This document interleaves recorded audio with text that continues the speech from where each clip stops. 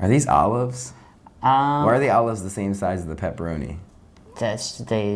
They're genetically modified olives. This isn't like a healthy. This isn't pizza to scale at all. This isn't perfectly to scale. No, I don't think. I guess that's not usually where the mouth is on the pizza. That's true.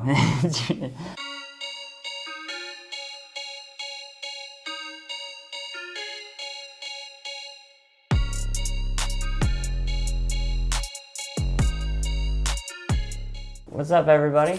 Welcome to another episode of Inside the Lines. My guest this week is Micah E. Hey, how are you?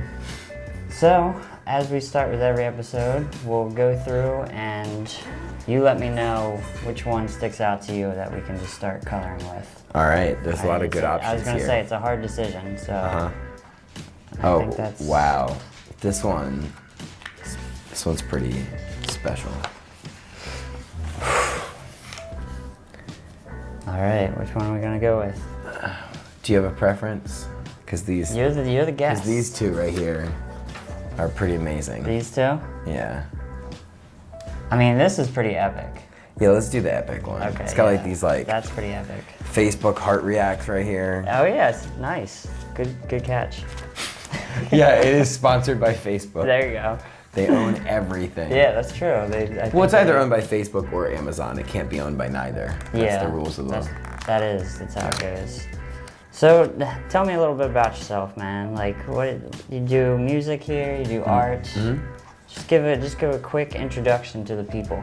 Sure. I'm from Newport News, Virginia. I moved to Baltimore to go to college about 11 years ago. This is my dog Ansel. Come here. Come here. Good boy. What's up, bud? All right, this is my dog Ansel. He's good. He'll give out kisses. Okay, good job.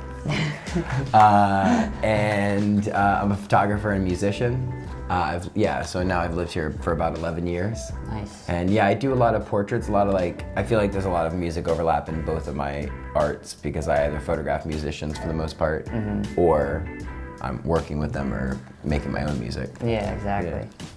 So what are some influences on the photography side of things? Like what kind of got you into it? Well, my brother got me into photography, kind of. He was in community college before he switched to the same college that I went to when I was a freshman and he was like a junior-ish. But yeah, so before that he was in community college and so he was still at home and he was taking like a black and white photography class and he let me use his cameras. Oh, cool. And my parents had film cameras because that was the main camera we used in the house until I was like 15 when we started going digital or whatever. But yeah, it was pretty great having just film around and like seeing these old negatives, seeing these old prints, but it was really my brother that got me into it. Yeah. And then I think some of my favorites are like, there's William Eggleston. He's great. His use of color and portraiture is beautiful. William Wegman's not really that much of an influence. He was an influence on why I bought my dog, though. Oh, yeah. I say bought my dog, got my dog. Got your dog. Fix it in post. That's it. Come on. He is named after Ansel Adams, though. Okay. Yeah. Nice. Because Ansel Adams discovered lots of shades of gray in darkroom printing. Like his prints were the most, before we had color photography, Ansel Adams' prints, like why he made these mountains look so rich was he created like insane amount of depth by having more than like a few grays. Okay. He had lots of tonal value, and since he's gray, I just named him that. Right? He looks like a little layer of mountain. Exactly. But yeah, so I mean, for the most part, it was visual art around me. But yeah. What was the first camera that you shot with?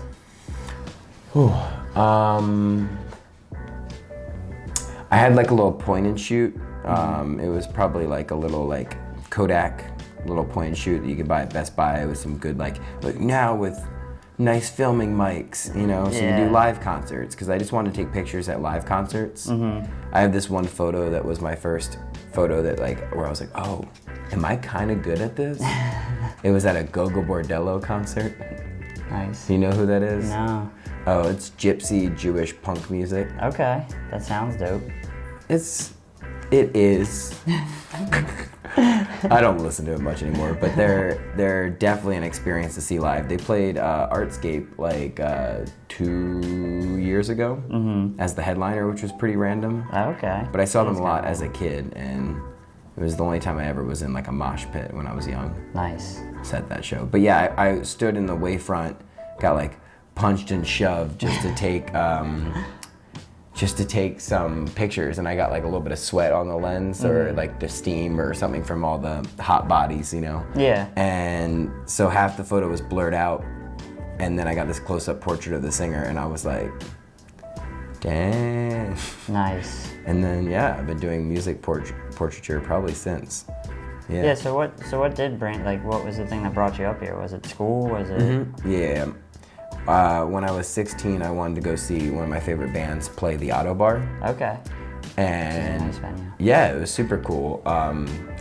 And my parents said they would drive us up here because I was like 16. That's like right when you get your license, so it's a little steep going 5 hours. Yeah. And yeah, so they said they would drive us if we checked out a school named Micah. And I was like, but that's my name. So I wasn't that interested in it. But then I lied during the tour and told them my name was George. And then I went on the tour and fell in love with it. Nice. And then I've been here ever since. I booked a lot of the shows for Micah, so I met a lot of local bands that way. And then after I graduated, it was just The Crown, which was, you know, back like 5-6 years ago, was just like in-person LinkedIn for me. On the music side of things, do you consider yourself sort of like more of like an experimental type? Do you, like, what are your kind of aspirations musically? Like, where do you hope to go with things? Oh, I'm just trying to make pop music, you know? Yeah? Yeah, for sure. No, I don't know. I think I have a lot of like experimental influence, but also a lot of just like pure pop influence, so... Yeah. I was gonna say, because I listen to a lot of it and I like it. I think it's got like a good sound to it. I think it does have that, like, it has that little bit of experimental to it, but it's also got like the refinement and everything to it, which I always appreciate. Thank you. I mean, I feel like a lot of indie artists, like, depending on where they're at with things, they can lose a lot in like the production side, you know, because I feel like it's expensive, you know, to like record in legit studio and do all that kind of stuff. And yeah, and if you don't, sometimes people just don't take it seriously. Yeah, exactly. Which sucks. So what's like locally, what are some of the like favorite places that you performed at over the years? I mean, I used to always love The Crown. My only problem with The Crown now is just it's, I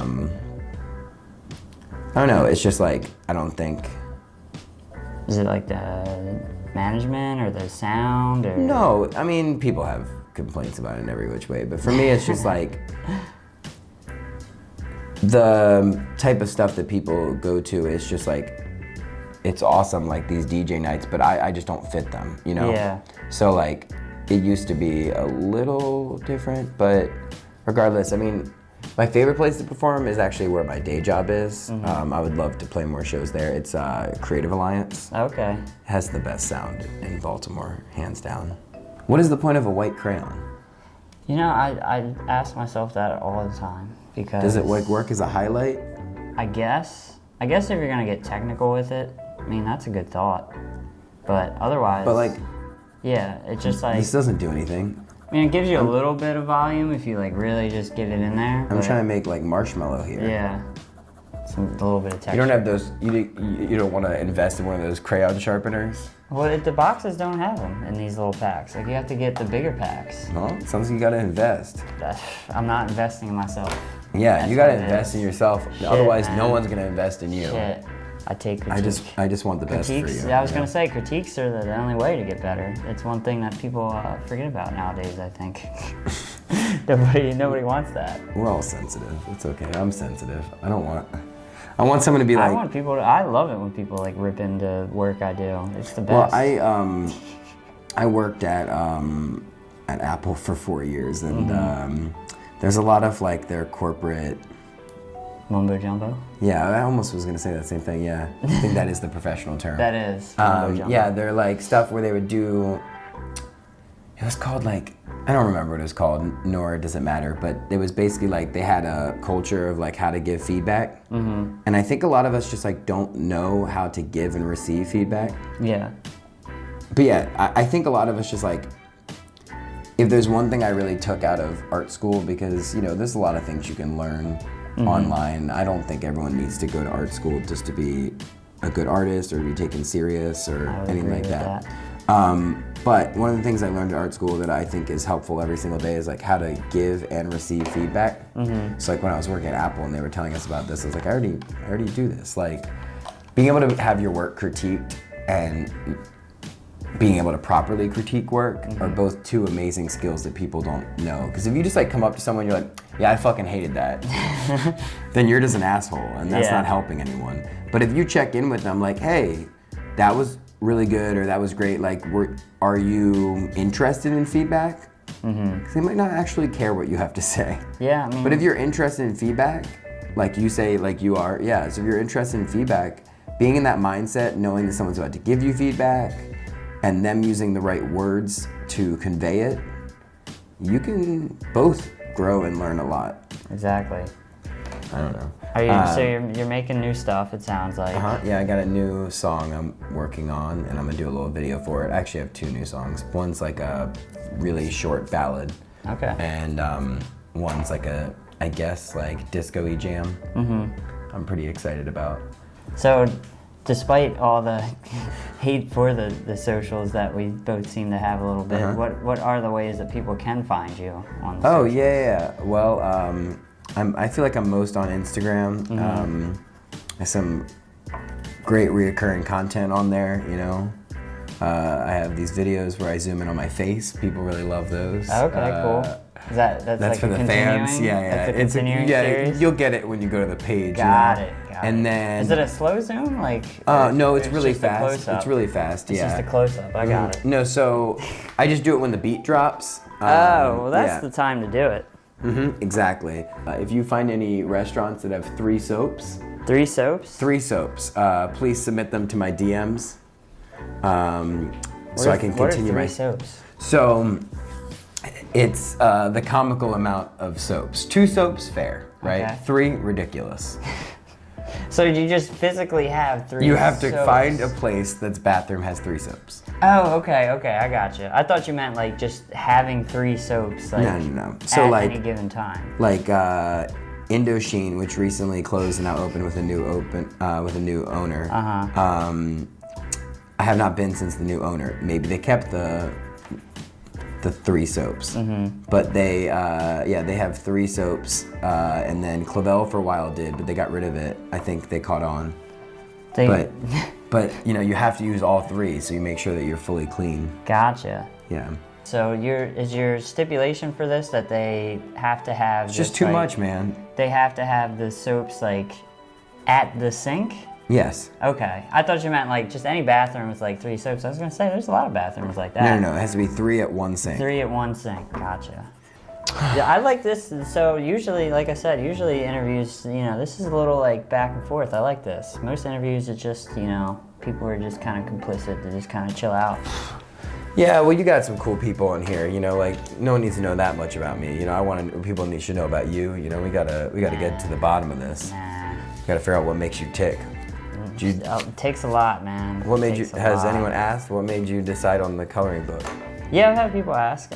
So basically, it was weird. I was doing house renovations and I redid my floors at my house, and I was like thinking about I wanted to do a new series or a show because I realized I knew so many people in the area that were like super talented, and I was like, well, over the years, it's been a lot of like.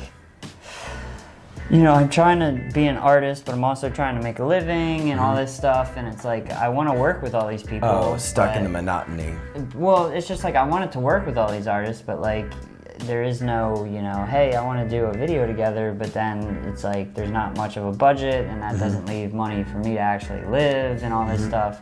So I was like, why not just make it this easy kind of like talk show-ish style platform for people? So you can collab with people but still have fun. Exactly. And not take days to shoot. Yeah, and there's not that pressure of like, you know, when you shoot with some people, it's like some people they're great to chat with, but then when you sit down with them and work with them, it's a totally different thing because we're all artists, we all have visions. So sometimes there's visions line up, sometimes the visions go opposite ways. Well, I appreciate your time, and We almost got done too. we almost did. As a thank you for being on the show, I present to you with our POG. Oh my God, I was about to ask if this is a POG. And That's a nice amazing. little Two Tony Productions pin for you, man. Wow. Yeah. I gotta find my POG Do you have the little binder. holder So like, things? Oh, you got a somewhere in binder. Virginia, Yeah. yeah. I'll get my parents to find it so I can pop that in There there. you go, man. One more to add to the collection. Cool. Well, thank you, Yeah, man. thank you so much. Appreciate the Yeah. time. See you guys.